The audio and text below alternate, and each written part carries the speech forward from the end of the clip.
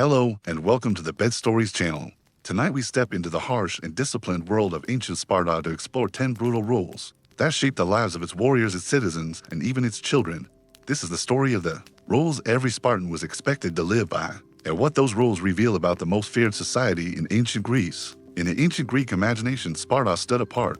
Other cities were known for beauty, wealth, clever speech, or political debate. Athens had its philosophers, dramatists, and sculptors. Corinth had its trade and luxury. Thebes had its ambition. But Sparta was remembered for something colder, harder, and more severe. It was the city of discipline, silence, endurance, and war. To later generations, this gave Sparta an almost mythic quality. It became the land of Leonidas, of Thermopylae, of red cloaks and bronze shields, of boys hardened into soldiers and men expected to die rather than retreat. But behind the legend lay a society governed not simply by courage, but by rules, harsh rules. Rules that reached into childhood, family life, food, speech, marriage, warfare, and even death. Sparta did not become Sparta by chance.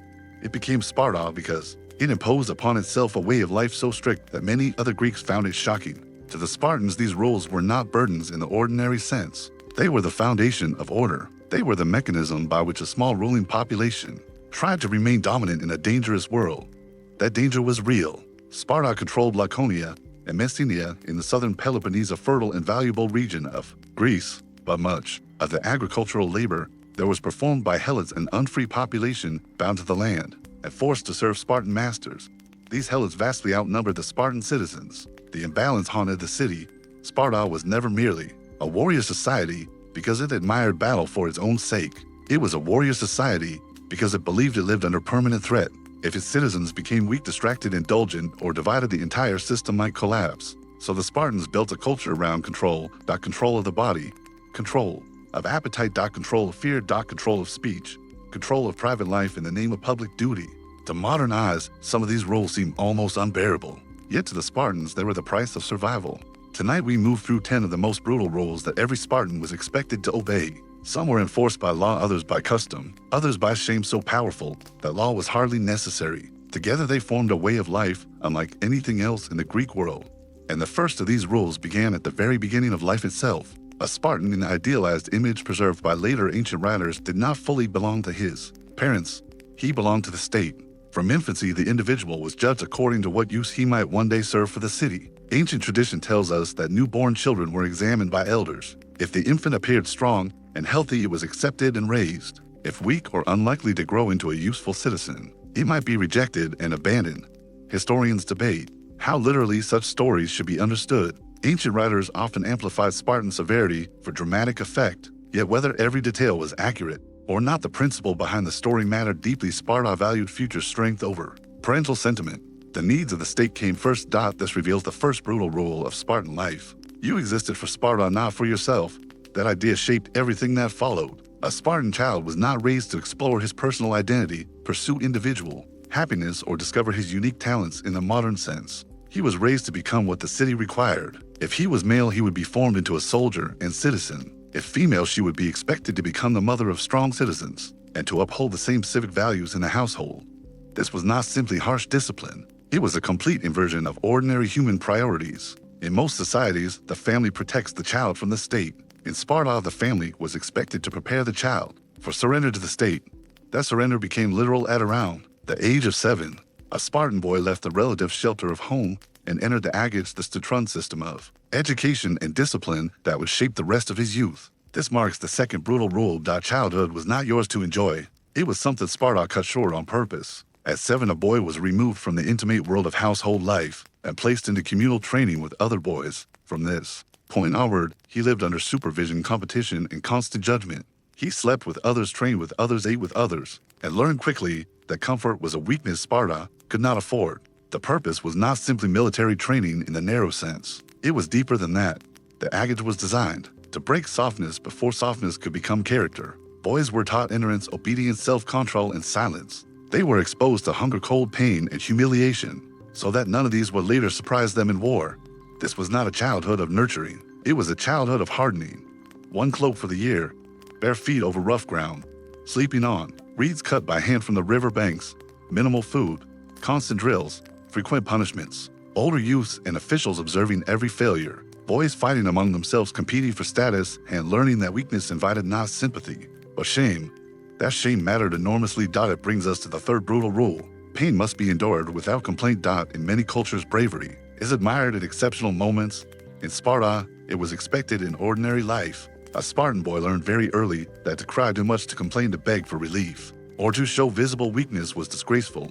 Punishments, including beatings, were part of education. Public ignorance became proof of character. Ancient accounts describe rituals in which Spartan youths were whipped before spectators. At the sanctuary of Artemis Orthia, some of these stories were likely exaggerated by later authors, but the larger cultural truth remains unmistakable. The Spartan ideal admired the person who could absorb pain and remain composed. The goal was not cruelty for its own sake, at least, not in Spartan eyes. It was preparation. A soldier who panicked at pain could break formation. A citizen who yielded too easily to suffering could fail in duty. By teaching boys to master the body, Sparta believed it was teaching them to master fear. This was tied closely to the fourth brutal rule. Hunger was a lesson, not a problem. Spartan boys were deliberately underfed. This is one of the most famous and revealing details of their education.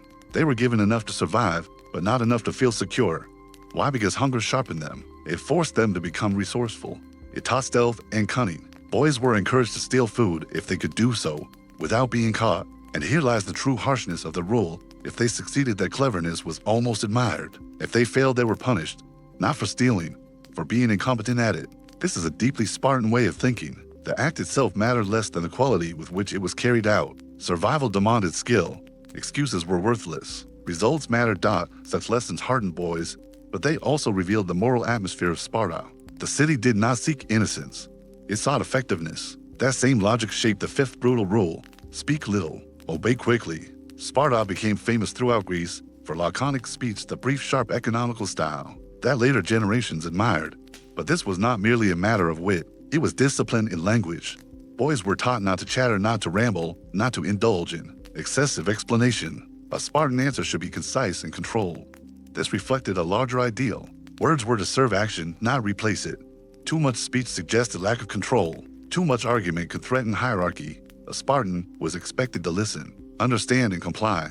This did not mean that Spartans were mindless or incapable of thought. Rather, their society distrusted unnecessary verbal excess. It preferred directness, command, and silence over elaborate display. In another city, eloquence could make a man powerful. In Sparta, overtalking could make him suspect. And this leads us to a sixth brutal rule, one of the most revealing of all.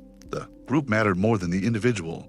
This principle defined Sparta from childhood to adulthood. In the agoge, boys lived collectively. As men, they ate in communal messes known as syssitia. In war, they fought in phalanx formation, where each man showed protected not only himself, but the comrade beside him. A Spartan was praised not for flamboyant personal glory, but for steadfastness inside the group. This sounds noble, and in some ways it was. There is genuine strength in a culture that teaches loyalty, cohesion, and mutual dependence. But the cost was severe. Personal desires, private ambitions, emotional needs, and even domestic attachments all had to yield before the collective. A man who placed himself above the line endangered the line. A man who thought first of his own comfort endangered the city. So Sparta trained its citizens to distrust excessive individuality itself. In this world, even success had to be collective, and even honor had to be shared. These 6 rules already began to reveal the full shape of Spartan life. You belonged to the state. Childhood was taken from you early. Pain was to be borne in silence. Hunger was a teacher. Speech was to be controlled. The group stood above the self. Yet the harshest rules still lie ahead, because Sparta did not merely regulate how its citizens trained. It regulated how they ate, how they married, how they feared shame, how they treated those beneath them, and how they faced death. And in the next part, the brutality of Spartan order will become even more unmistakable. The 7th brutal rule of Spartan life was simple to describe and difficult to live by. Luxury was dishonored. In much of the ancient world, wealth invited admiration. Fine clothing, richly decorated homes, elaborate feasts, and imported goods signaled power and status. In Athens or Corinth, such things could enhance prestige. In Sparta, by contrast, visible luxury was treated with suspicion. The ideal Spartan citizen was expected to live plainly, eat simply, dress modestly, and avoid softness in all its forms. This was not poverty in the ordinary sense. Sparta controlled fertile land and benefited from the labor of helots. Many Spartans, especially over time, possessed significant resources, but the public culture of the city demanded austerity. Wealth was to remain hidden, subdued, or politically irrelevant, at least in theory. The reason was clear enough. Luxury weakens discipline. Comfort softens the body. Refinement encourages self-indulgence. And self-indulgence in Spartan logic leads to weakness in war and disunity in society. So the city cultivated the opposite. Spartan homes were famously plain. Meals were communal and limited. Dress was functional. Even the famous red cloak associated with Spartan warriors reflected collective identity, rather than personal style. To live elegantly was to signal that one had forgotten what mattered. Ancient writers often mocked Spartan food, especially the notorious black broth served in communal messes. To outsiders, it seemed unpleasant, even disgusting, but that reaction only emphasized the point. Spartans took pride in not requiring pleasure from daily life. The meal was not meant to delight. It was meant to sustain. This may seem almost theatrical in its severity, but for Sparta, it served a political purpose. A citizen body trained to despise luxury was harder to corrupt. At least, that was the hope. The eighth brutal rule was equally severe, though it operated in a quieter and more intimate part of life. Marriage did not free you from the state. In many societies, marriage marks the beginning of private adulthood. A man establishes his household. A woman enters a new domestic life. The couple builds a family whose rhythms are shaped at least partly by personal attachment. Sparta never fully allowed this. Even marriage existed under the shadow of public duty.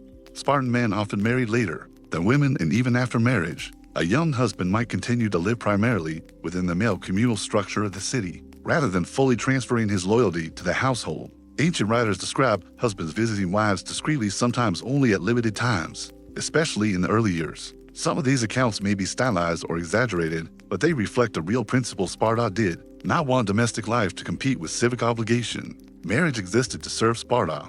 It was meant to produce strong children and maintain the citizen population, not to create a private refuge from the demands of the state. This helps explain why Spartan women occupied an unusual place in Greek society. Compared to women in many other city-states, Spartan women had more visibility, more physical freedom, and a greater role in managing property in households. But this was not born from modern ideas of equality. It arose because Spartan men were so deeply absorbed into communal and military life that women had to sustain the domestic and economic side of the system. Even here, the priorities were Spartan. Women were expected to contribute to the production of strength. They exercised more than women elsewhere in Greece, according to ancient sources, because the city believed strong mothers would bear strong children. A Spartan woman was not simply expected to nurture. She was expected to uphold the ethic of discipline and sacrifice. The family, in other words, was never entirely private. It was one more arm of the state. This leads us to the ninth brutal rule, and perhaps the most psychologically powerful of them all. Shame was worse than death. To understand Sparta, one must understand shame. All societies use praise and blame, honor and disgrace to shape behavior, but Sparta elevated public shame into one of its most potent forms of control. A Spartan was taught from childhood that dishonor did not merely stain the individual, it disgraced the group that messed the lineage and the city. Fear of shame was therefore stronger than fear of pain, and often stronger than fear of death itself. This principle explains the famous Spartan attitude toward retreat.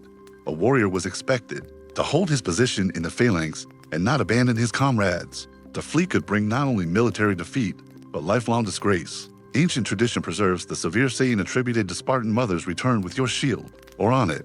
Whether spoken exactly in those words or polished by later retelling, the message captures a real moral expectation. Better to die fulfilling your duty than to live after failing it. This is a frightening moral world. It leaves little room for ordinary human fear. It transforms courage from a noble choice into a social necessity.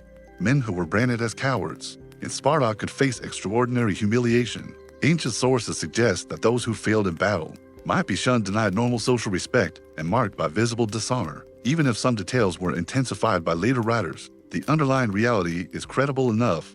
Sparta weaponized reputation. It taught its citizens that social death could be worse than physical death. Such a system could produce remarkable firmness in war. It could also produce terrible rigidity in life. And now we come to the 10th brutal rule, the darkest of all, because it reveals what Spartan order required beneath the surface. Mercy was not always a virtue. Much of Spartan greatness, such as it was, rested on the subjugation of the Helots. These unfree laborers worked the land, supported the citizen economy, and made possible the military lifestyle for which Sparta became famous. But because the Helots outnumbered the Spartans so dramatically, they were also feared.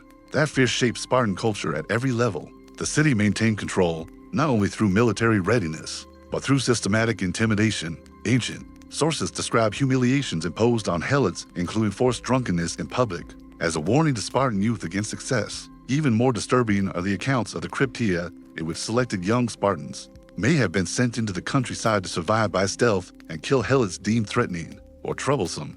Historians still debate exactly how the cryptia functioned. Was it a rite of passage, a secret police institution, a survival exercise? A combination of all three. The evidence is fragmentary. but enough survives to make one fact clear: Spartan education and political order were deeply entangled with organized violence against the subject population.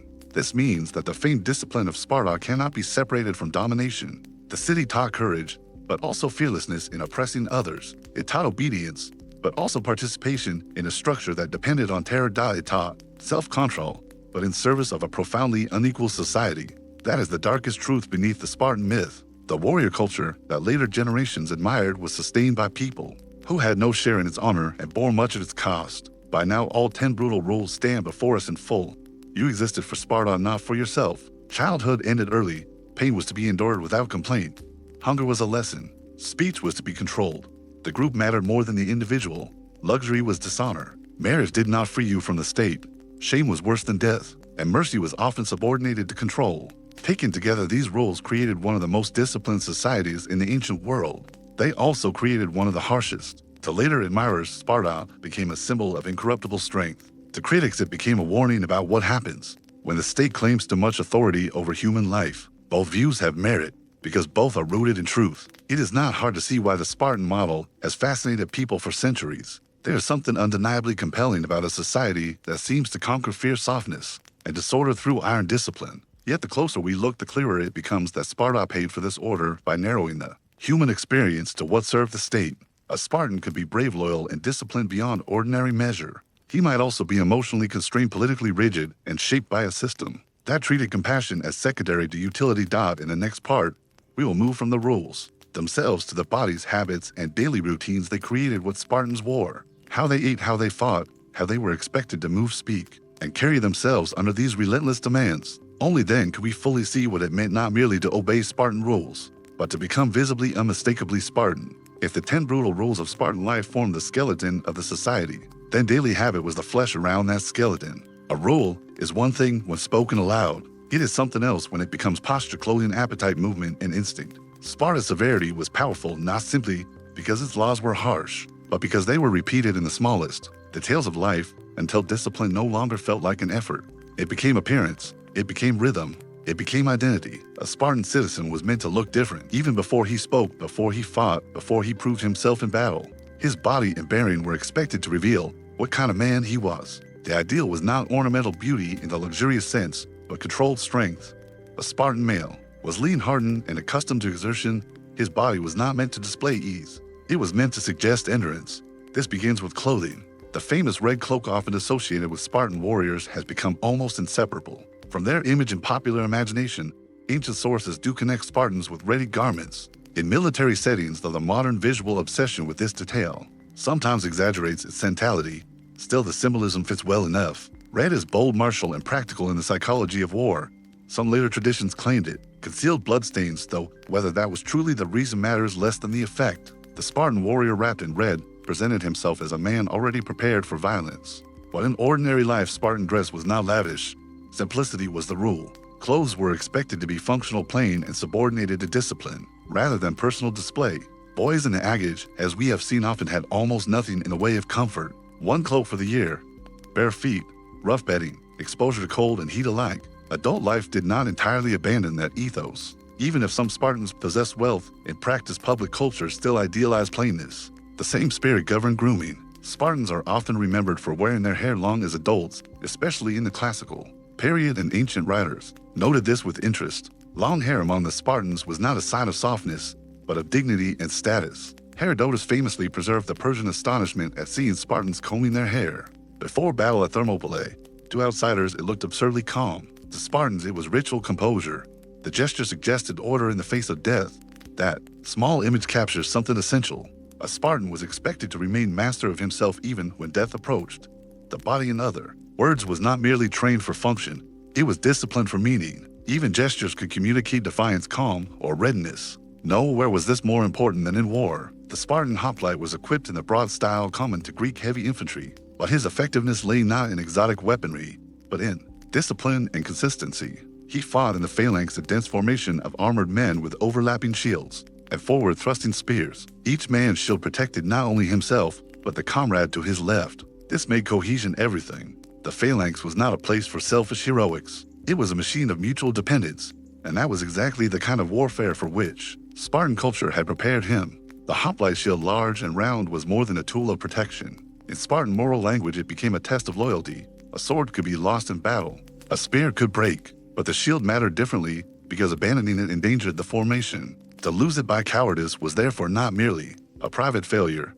It was betrayal of the line. This is why the symbolic language surrounding the shield became so severe. Return with it or on it. The phrase was brutal because the logic beneath it was brutal. Better to be carried home dead than to survive by abandoning the collective. The spear was the primary weapon, long enough to strike the enemy before he could reach the body. If the spear broke, the sword remained shorter, more intimate, more desperate. But the true power of the Spartan warrior did not lie in any single weapon. It lay in his capacity to maintain discipline while surrounded by impact, noise, fear, blood, and exhaustion. To understand the capacity, one must imagine the battlefield not as a clean, heroic to blow, but as a suffocating human press.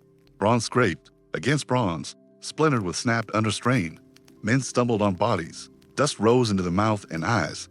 Commands were difficult to hear. The line lurched, shoved, braced, and recoiled. In that crush, panic could spread quickly. The Spartan answer to panic was training so deep that obedience could survive confusion. This was why speech in Sparta had been disciplined from childhood, why pain had been normalized, why hunger had been tolerated, why boys had been shamed for weakness, why the group had always stood above the self. The battlefield did not invent Spartan values. It exposed whether they had taken root, and often for a time they had.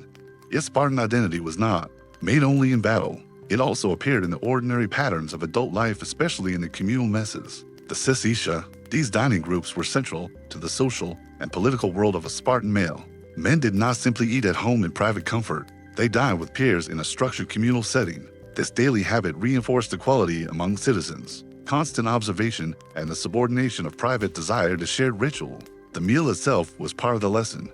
Food remained simple, sometimes notoriously so. The famous black broth became an emblem of Spartan austerity precisely because outsiders disliked it. This was almost the point.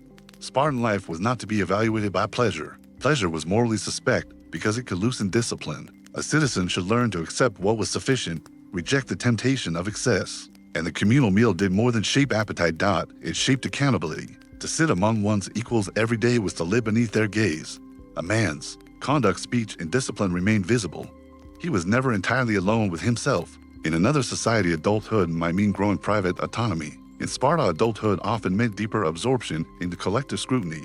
This extended into emotional style. A Spartan man was expected to appear composed, economical, and controlled. He should not overreact, overindulge, or overexplain. Anger must not become disorder. Joy must not become softness. Grief must not become collapse. The emotional life of the citizen was at least publicly compressed into narrow channels. This compression helped create the famous Spartan image of severe calm, but it also came at a price. A culture that distrusts emotional expression can produce impressive resilience, yet it can also impoverish ordinary tenderness. The same is true of family life. Spartan marriage, as noted earlier, existed under public expectations. Women in Sparta occupied an unusually visible place by Greek standards, managing estates and households more actively than many women elsewhere. They were expected to be physically strong and morally stern. In some ways, this gave Spartan women more freedom of movement and voice than their counterparts in more restrictive cities. But this to serve the system. They were not liberated from Spartan ideology. They were essential to its reproduction. A Spartan mother was expected not merely to love her son, but to reinforce the values that might one day kill him. That is one of the harshest features of the whole society. When such values are deeply internalized, even affection becomes disciplined by the state. And beneath all this daily order lay the unspoken presence of the helots. Their labor fed the citizen messes. Their work sustained the estates. Their fear protected the ruling class. Spartan simplicity, so often admired, was therefore never pure self-sufficiency. It depended on coercion. The citizen could live for war because others were compelled to live for labor. This reality shadows every scene of Spartan discipline. It reminds us that the virtues of the ruling class were purchased in part by the subordination of those beneath it. Thus, the Spartan way of life was both impressive and morally compromised at its core. The body was hardened, the appetite was controlled, the voice was shortened, the line was held, but all of it rested on a system that prized utility over humanity with unusual consistency. By now, we can begin to see the full physical and social shape of the Spartan citizen. He is lean, bronze armed, spare in speech, accustomed to plain food, and public scrutiny, contained in emotion, steady in battle, and inseparable from the group. He is what the city wanted him to be. Yet there remains a deeper question. Did these rules truly make Spartans superior, or did they simply make them exceptionally suited to one narrow but powerful form of life to answer that we must follow Sparta beyond the idealized image and into the larger movement of Greek history, into its victories, its prestige, its contradictions, and eventually its decline. Only then can we judge whether the brutal rules of Sparta made greatness or whether they made a society too hard to bend and therefore too brittle to last. For a long time, the answer seemed obvious. Yes, the brutal rules of Sparta did make Spartans formidable.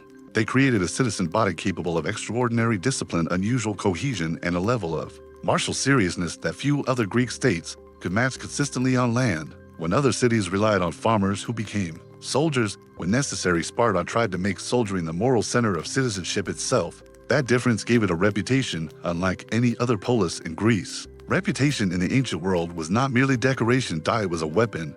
Before battle even began, the name of Sparta could work upon the minds of enemies. Greek warfare depended heavily on morale. Men fought in close formation, face to face, with little distance between courage and panic. If an army believed the line opposing it was steadier, harder, less likely to break that belief, could begin the battle before shields ever met.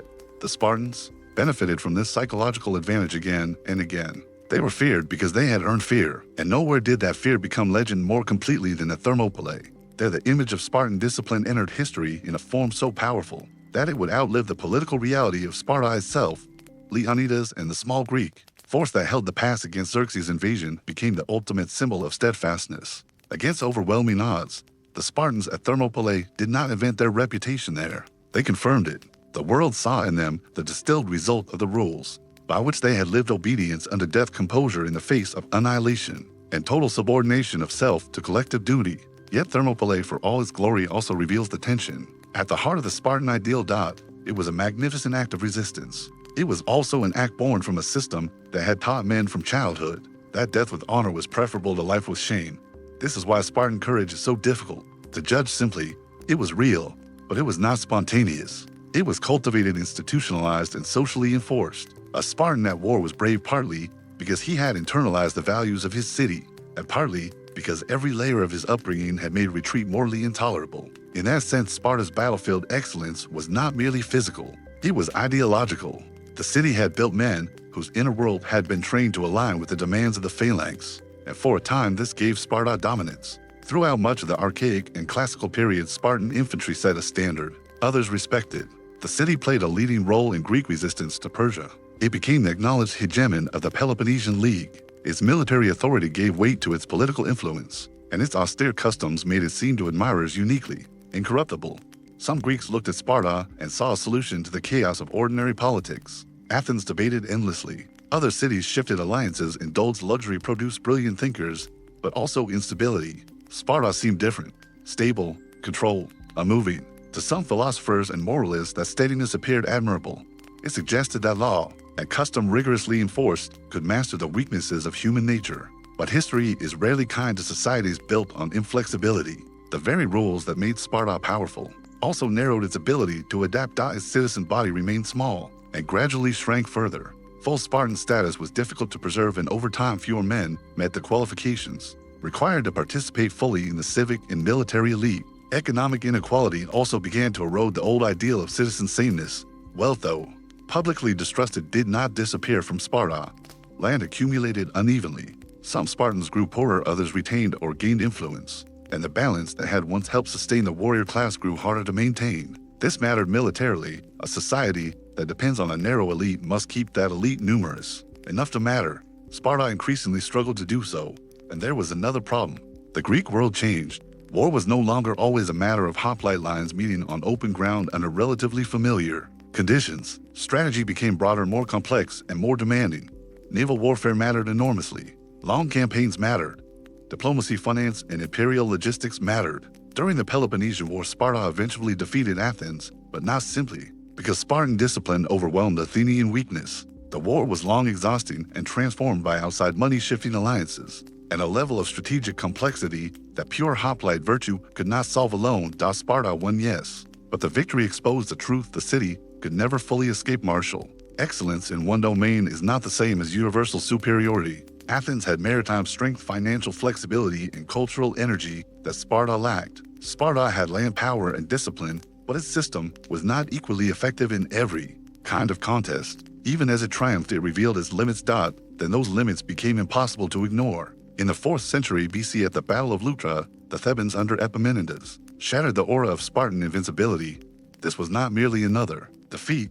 Greek states could lose battles and recover. What made Leuctra so significant was symbolic as much as military. Here was the city whose rules had supposedly forged the finest warriors in Greece broken in open battle by tactical innovation and superior strategic thought. The old certainty no longer held. Sparta had disciplined its citizens brilliantly for a specific form of excellence, but history had moved beyond the conditions in which that excellence guaranteed supremacy. This is where the brutal rules begin to look less like timeless wisdom and more like a trap.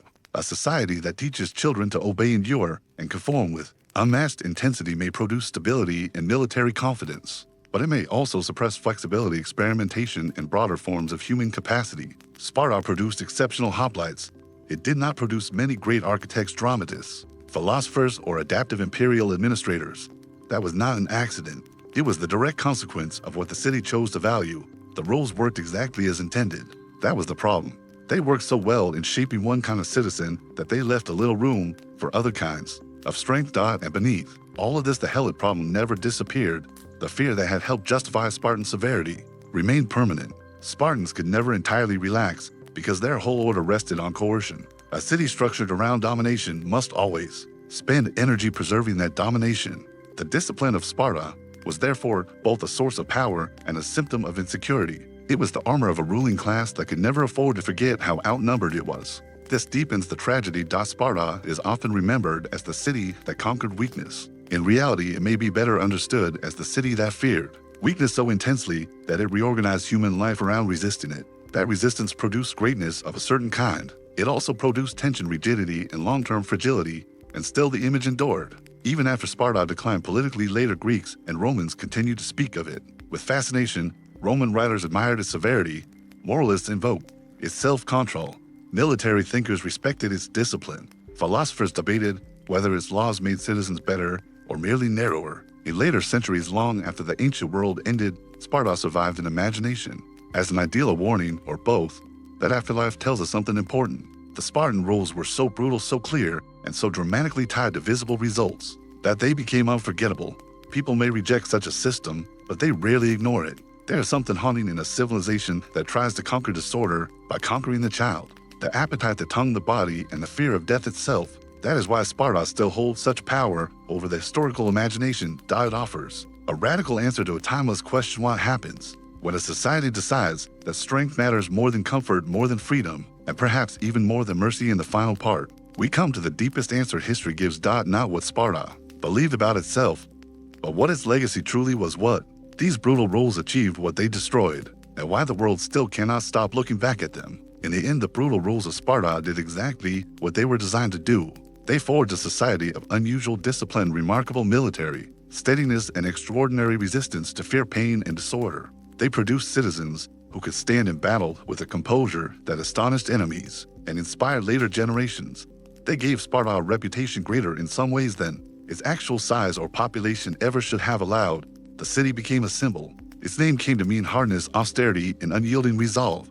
That is no small achievement. Very few societies in history have so successfully aligned childhood, education, family life, military service, public shame, and civic identity toward one single ideal. Sparta did not merely admire discipline, it organized life to produce it, and for a time that gave it immense strength. But history rarely allows strength to remain pure. The same rules that made Sparta formidable also made it narrow. They produced courage, but often by teaching that compassion and vulnerability were dangerous. They produced loyalty, but by reducing the space for individuality. They produced self-control, but at the cost of emotional breadth. They produced military excellence, but in forms so specialized that they became harder to adapt when the wider world changed. And perhaps most importantly, they preserved a ruling society whose discipline rested upon domination. This is the truth that must stand beside every admiration of Sparta.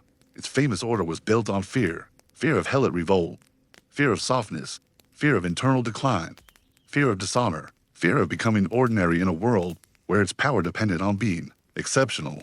Because of that fear, Sparta taught its people to live under rules most other Greeks would have found unbearable. It taught boys to leave home early in your hunger, submit to pain, and measure their worth by usefulness to the state. It taught men to distrust luxury, subordinate private life, and value honor above survival. It taught women to reinforce these same ideals and sustain a household culture of severity. and it taught the entire citizen body to think of itself as permanently under threat. In one sense, this worked brilliantly.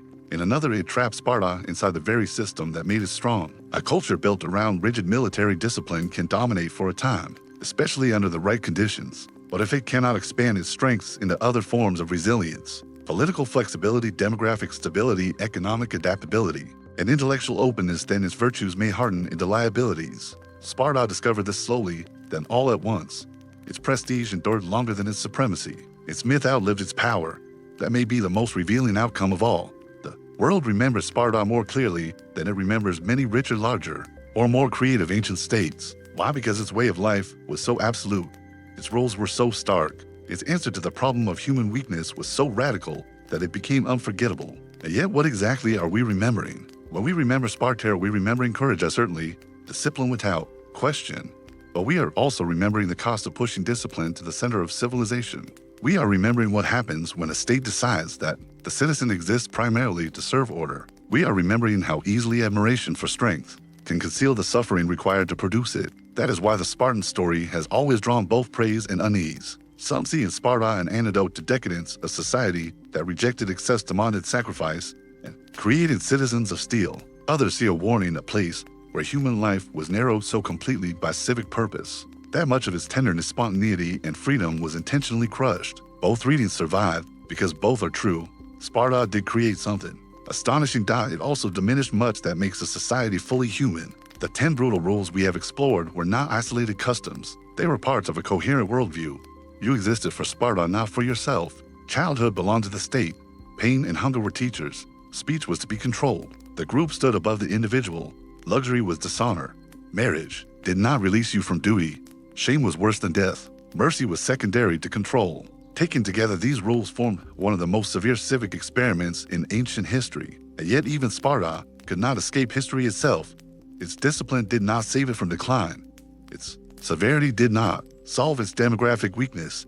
Its martial reputation did not make it invincible. Its rules gave it greatness, but not permanence. There is perhaps a final irony here. Sparta spent centuries teaching its people to resist weakness at every level of life, but in trying so hard to eliminate weakness, it made itself unable to bend. And what cannot bend eventually risks breaking. That is one of history's oldest lessons. The strongest thing is not always the hardest thing. Sometimes it is the thing that can adapt without losing itself. Sparta mastered endurance. It never fully mastered transformation. And so the city passed into legend, half admired, half feared, always remembered. Its warriors became icons. Its mothers became symbols of severity. Its boys became the image of discipline taken to its furthest edge. Its rules became a mirror in which later ages have repeatedly looked for answers to their own anxieties about decadence, disorder, strength, and sacrifice. But perhaps the deepest lesson of Sparta is not that brutality creates greatness. It is that greatness, purchased through brutality, always carries a hidden debt. Sooner or later, history collects it.